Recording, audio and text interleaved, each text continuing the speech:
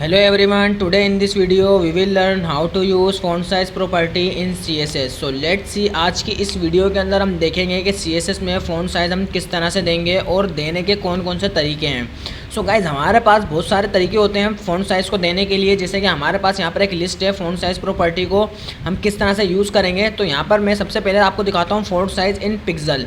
तो font size हमारे पास pixel के अंदर भी होता है। इसके अलावा फ़ॉन्ट साइज़ हमारे पास और भी तरीक़ों से होते हैं। जैसे कि अगर हम पिक्सल लिखेंगे तो हमें इस तरह से इसको शो कराना पड़ेगा कि जैसे 10 पिक्सल हो गया या 20 पिक्सल हो गया। इसके अलावा अगर हम फ़ॉन्ट साइज़ की बात करें, फ़ॉन्ट साइज़ इन परसेंटेज, तो यहाँ पर हम परसेंटेज के अंदर भी दे सकते हैं। तो यहाँ पर हमारे पास और प्रॉपर्टी आती है, जैसे EM हो गया, इसके अलावा रैम हो गया।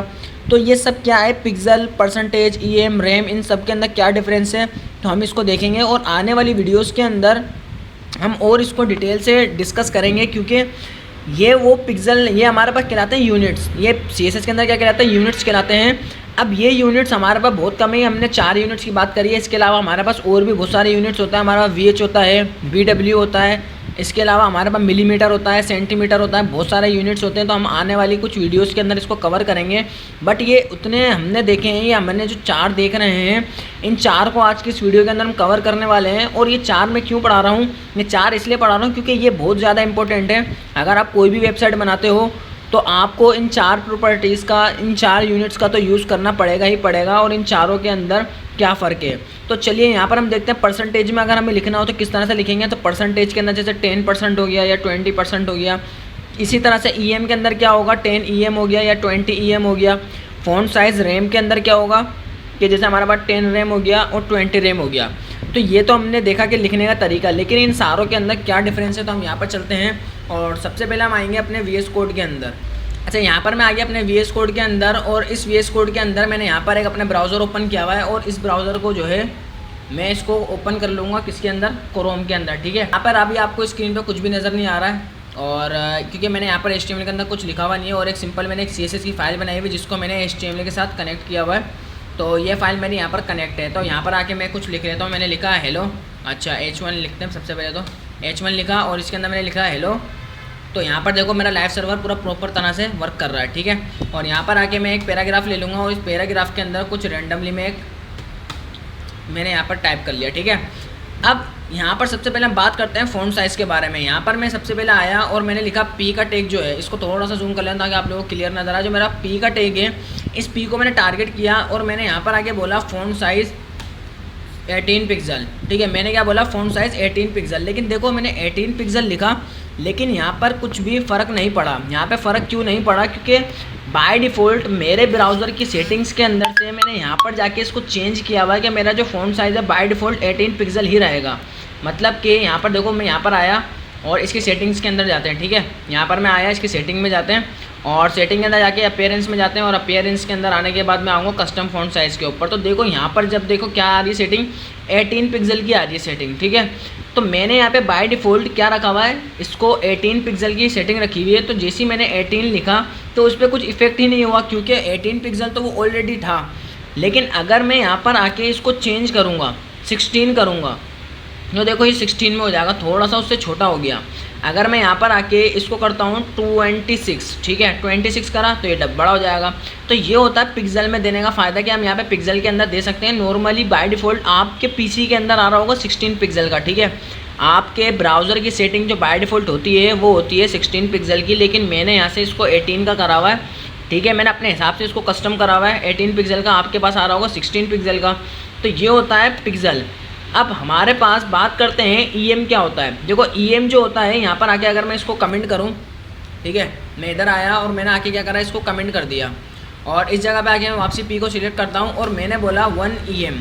अब मैंने 1 EM लिखा तो देखो यहाँ पे कुछ फ़र्क नहीं पड़ा। अच्छा, अभी फ़र्क नहीं पड़ेगा, सॉरी गलती करी मैंने। फ़ॉन्ट साइज़ पे आया और फ़ॉन्ट साइज़ पर आने के बाद मैंने लिखा 1 EM, और 1 EM लिखने के बाद देखो इस पर अभी भी कुछ फ़र्क नहीं पड़ा। तो आप बोल रहे हो तो भाई 1 EM लगाने का फ़ायदा क्या हुआ। 1 EM लगाने से मतलब 1 EM फॉलो किसको करता है, 1 EM देखो फॉलो करता है अपने पेरेंट को। मैंने क्या बोला, 1 EM फॉलो करता है अपने पेरेंट को। अब जब मैं पेरेंट बोल रहा हूँ तो भाई देखो यहाँ पर मैं आया, जो P है, जो मेरा पैराग्राफ है, इस पैराग्राफ का पेरेंट कौन हो गया, बॉडी। ठीक है, इस पैराग्राफ का पेरेंट कौन हो गया, बॉडी हो गया। तो अगर मैं अपनी बॉडी के अंदर एक फ़ॉन्ट साइज़ डिफ़ाइन कर दूं, अब मैं अपनी बॉडी के अंदर, मैंने क्या बोला, EM फॉलो करता है अपनी बॉडी को, अपने पेरेंट को। तो अभी तो इसका पेरेंट फ़िलहाल तो बॉडी है, और मैं यहाँ पर आके इसको मैं डिफ़ाइन कर दूँ, जो इसका फ़ॉन्ट साइज़ है बाय डिफ़ॉल्ट 16 पिक्सल है। तो अब ये देखो छोटा हो गया। क्यों छोटा हुआ? क्योंकि अब जो मैंने P लिखा हुआ है, जो 1 EM है, अब ये फॉलो कर रहा है अपने इस 16 पिक्सल को, ठीक है।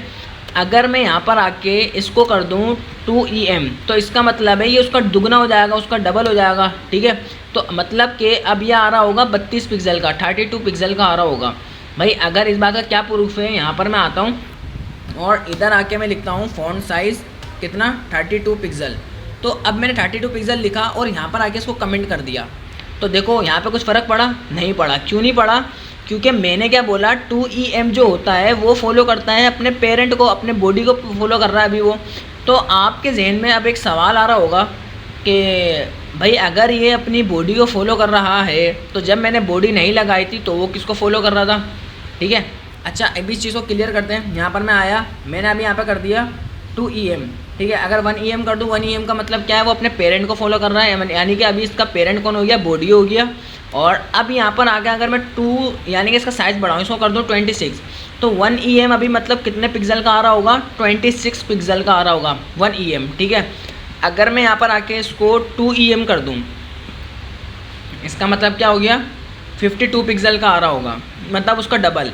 अगर मैं इसको आके यहाँ पर आके 52 पिक्सल करूँ, तो देखो इस पर कुछ भी फ़र्क नहीं पड़ने वाला है, क्योंकि ये उसका डबल हो चुका है। यहाँ पर मैं आया, देखो यहाँ पे इस पर कुछ फ़र्क पड़ा? नहीं पड़ा, क्योंकि ये अब जो फॉलो कर रहा है अपने पेरेंट को, तो ये होता है EM। अच्छा, EM के अंदर आपको अभी एक कन्फ्यूज़न होगी कि जब मैंने बॉडी नहीं लगाई थी तो वो किसको फॉलो कर रहा था। जब अगर मैं बॉडी को फ़ॉन्ट साइज़ नहीं दूँ, तो वो देखो अभी इतना आ रहा है। अगर अभी ये कितना आ रहा है भाई, अभी 36 पिक्सल का आ रहा है। भाई मुझे कैसे पता चल रहा है कि भाई अभी 36 का आ रहा है? तो यहाँ पर आके मैं देखो इसका फ़ॉन्ट साइज़ अगर मैं इसको हटाता हूँ और करता हूँ 36 पिक्सल, तो देखो यहाँ पर कुछ भी फ़र्क नहीं पड़ा, और इसको कमेंट कर देता हूँ, तो देखो अभी भी 36 पिक्सल का आ रहा है। कैसे पता चल रहा है भाई? मुझे ऐसे पता चल रहा है, क्योंकि जो EM होता है, जब इसका कोई पेरेंट ना हो, जब इसका कोई पेरेंट ना हो, जैसे कि अभी इसका कोई पेरेंट है लेकिन बॉडी है, लेकिन बॉडी को मैंने डिफ़ाइन करके कोई फ़ॉन्ट साइज़ मैंने बताया हुआ ही नहीं है, ठीक है। मैंने इसके पेरेंट को कमेंट किया हुआ है और इसको कोई फ़ॉन्ट साइज़ मैंने बताया हुआ ही नहीं है। तो अभी बाय डिफ़ॉल्ट ये ब्राउज़र वाले फ़ॉन्ट साइज़ को फॉलो कर रहा होगा। अभी के लिए इसका ब्राउज़र कौन हो गया, HTML, ठीक है। जो हमारा पूरा जो स्क्रीन नज़र आ रही है वो पूरा HTML हो गया, और HTML क्या है, हमारा ब्राउज़र है, ठीक है। वो हमें इसकी सेटिंग के अंदर से जाके देख रहा है कि वो 18 पिक्सल का आ रहा है, तो बाय डिफ़ॉल्ट वो किसको फॉलो कर रहा है, अपने ब्राउज़र को फॉलो कर रहा है। तो ये होता है हमारे पास EM। अच्छा, EM आप क्लियर हो गया होगा। अगर तो यहाँ पर मेरे पास एक डिव होता, अगर ये मेरे पास एक डिव होता और ये सारा कंटेंट इस डिव के मतलब कि जैसे कि यहाँ पर मैं इसको और क्लियर कर देता हूँ। अब इसका पेरेंट देखो कौन हो गया, ये हो गया। अभी इसका इस P का पेरेंट कौन हो गया, ये वाला हो गया डिव। तो अगर इसके अंदर मैं फ़ॉन्ट साइज़ डिफ़ाइन कर दूं, तो वो बॉडी वाले फ़ॉन्ट साइज़ को फॉलो नहीं करेगा, वो इस वाले फ़ॉन्ट साइज़ को फॉलो करेगा जो मैंने डिव के अंदर डिफ़ाइन किया हुआ होगा, ठीक है। मैंने यहाँ पर आके इसके अंदर क्लास लगा दी कंटेनर, इसको करा कॉपी, और इधर मैं आके यहाँ पर लिखता हूँ कि डॉट कंटेनर, ठीक है। डॉट कंटेनर लगाया और इसके अंदर आके मैं एक फ़ॉन्ट साइज़ डिफ़ाइन कर रहा हूँ कि फ़ॉन्ट साइज़ 36 पिक्सल। तो देखो अब वो इसको फॉलो कर रहा है 36 पिक्सल को। अगर मैं बॉडी में आ जाके इसके फ़ॉन्ट साइज़ को ऑन कर दूँ, तो देखा आपने, उसने 26 को फॉलो ही नहीं किया, क्योंकि वो अब अपने पेरेंट को फॉलो कर रहा है। EM जो है फॉलो किसको कर रहा है, अपने पेरेंट को फॉलो कर रहा है। ये फ़र्क है दोनों में, ठीक है। तो आई होप ये आपको अच्छी तरह से क्लियर हो गया होगा कि कौन सी प्रॉपर्टी किसको फॉलो कर रही है। तो अब बात करते हैं रैम के बारे में, ठीक है। अब देखो रैम जो होता है, रैम जो है अपने किसी पेरेंट को फॉलो नहीं करता। रैम जो है किसी भी चीज़ को या किसी भी पेरेंट को फॉलो नहीं करता। मैंने यहाँ पर आके लिखा फ़ॉन्ट साइज़ और 1 लिखा मैंने 1 रैम।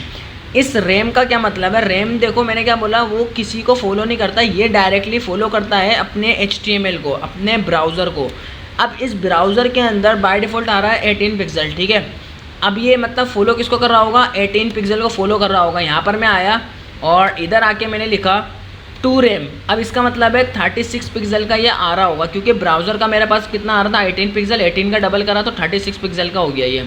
तो ये जो है किसको फॉलो करता है, रैम डायरेक्टली अपने बॉडी को, यानी कि अपने अपने क्रोम ब्राउज़र को, अपने ब्राउज़र के फ़ॉन्ट साइज़ को फॉलो करता है रैम, लेकिन ईएम किसको फॉलो करता है? अपने पेरेंट को फॉलो करता है। अगर इसका कोई पेरेंट नहीं हुआ तो वो भी क्या करेगा? ब्राउज़र के फ़ॉन्ट साइज़ को फॉलो करेगा। और पिक्सल जो है एक फ़िक्स यूनिट है। पिक्सल क्या है? एक फ़िक्स यूनिट है। फ़िक्स यूनिट का मतलब ये होता है कि ये कभी भी किसी को फॉलो नहीं करता, ना ये ब्राउज़र को फॉलो करेगा, ना ये किसी पेरेंट को फॉलो करेगा। जो इसको फ़ॉन्ट साइज़ दे दो ये उसी के ऊपर ही अड़ा रहेगा कि मतलब यही मेरा फ़ॉन्ट साइज़ है। तो आई होप ये आपको रैम समझ में आ गया होगा। अब हम बात करते हैं परसेंटेज के बारे में। भाई यहाँ पर मैं आया और यहाँ पर आके मैंने लिखा फ़ॉन्ट साइज़, लेकिन मैंने लिखा 100%। मैंने क्या लिखा? Font size 100%। अब जब मैंने लिखा फ़ॉन्ट साइज़ 100%, तो परसेंटेज याद रखो वो फॉलो करता है अपने बॉडी को, यानी कि ये जैसे हमारे पास ईएम काम कर रहा था, सेम टू सेम ये परसेंटेज भी वैसा का वैसा ही काम कर रहा है। बस फ़र्क क्या है? फ़र्क ये है कि वहाँ पर ईएम लिख रहे थे, यहाँ पे परसेंट लिख रहे हैं, ठीक है। अब मैंने लिखा 100%। अभी देखो मैंने क्या बोला कि अभी इसका कोई पेरेंट नहीं है, ठीक है। पेरेंट है लेकिन कमेंट किया हुआ है, इसका कोई फ़ॉन्ट साइज़ इसके पेरेंट को डिफाइन भी नहीं है, ठीक है, क्योंकि सब कुछ कमेंट हुआ हुआ है। तो अभी जैसे ईएम किसको फॉलो करता था? अभी इस टाइम पे जब इसका कोई पेरेंट नहीं होता था वो फॉलो करता था अपने ब्राउज़र को, तो ठीक है। अभी परसेंटेज भी किसको फॉलो कर रहा होगा? अपने ब्राउज़र के फ़ॉन्ट साइज़ को, मतलब कि 18 पिक्सल आ रहा होगा इस 100% में। अगर मैं इसको कर दूं 50%, तो इसका मतलब है 18 का आधा हो रहा होगा, ठीक है। 18 का हाफ आ रहा होगा 9%, 9 पिक्सल आ रहा होगा, ठीक है। तो अभी तो मैं इसको करता हूँ 100%। मैंने बोला जो भी मेरा फ़ॉन्ट साइज़ है पूरा उसको 100% आ रहा हो। 100% मतलब कितना? 18 पिक्सल आ रहा हो। अब मैंने 18 का हाफ़ कर दिया था तो वो हाफ़ हो गया। अच्छा, अब यहाँ पर आके इसके पेरेंट को ऑन कर देता हूँ, इसके कंटेनर को मैंने क्या करा? ऑन कर दिया। तो अब ये आ रहा होगा 36 पिक्सल का। अब मैं यहाँ पर आके 50 करूँ तो ये 36 का हाफ़ कर देगा, यानी कि 18 पिक्सल कर देगा इसको भी। समझ आ गया? इसके जो पेरेंट है इसके अंदर मैंने लिखा हुआ कि फ़ॉन्ट साइज़ 36 पिक्सल। तो मैंने अब बोला जो मेरा पी आ रहा है उसको लिखा मैंने फ़ॉन्ट साइज़ जो है अब लिखा 50%, मतलब कि इस 36 पिक्सल का आधा, ठीक है। ये अपने पेरेंट को फॉलो करता है। ये आपको याद रखना पड़ेगा कि परसेंट और ईएम दोनों सेम ही काम करते हैं, बट फ़र्क ये है कि वहाँ पे ईएम लिखना पड़ रहा है, यहाँ परसेंट के अंदर देनी पड़ रही है वैल्यू। और रैम जो है डायरेक्टली हम अपने ब्राउज़र को फॉलो करता है, पिक्सल किसी को भी फॉलो नहीं करता, ईएम जो है अपने पेरेंट को फॉलो करता है, सही है। तो ये होते हैं हमारे पास कुछ बेसिक यूनिट्स। तो आगे आने वाली वीडियोस के अंदर हम और यूनिट्स कवर करने वाले हैं, जैसे कि वीएच हो गया, वीडब्ल्यू हो गया, इसके अलावा मीन होता है, मैक्सिमम होता है। तो ये बहुत सारे यूनिट्स होते हैं, हम अपने आने वाली फ्यूचर वीडियोस के अंदर कवर करेंगे। और लास्ट टाइम हमने अपनी पिछली वीडियो के अंदर देखा था कि टेक्स्ट डेकोरेशन को हमने किस तरह से स्टाइल करा था। तो अगर आपने मेरी पिछली वीडियो नहीं देखी तो उसको देख लेना, और वीडियो अच्छी लगी वीडियो कर देना लाइक और चैनल को कर देना सब्सक्राइब, ताकि आने वाली वीडियोस की नोटिफिकेशन टाइम टू टाइम देखने को मिलती रहे। मिलते हैं हम अपनी नेक्स्ट वीडियो में, जब तक के लिए गुड बाय।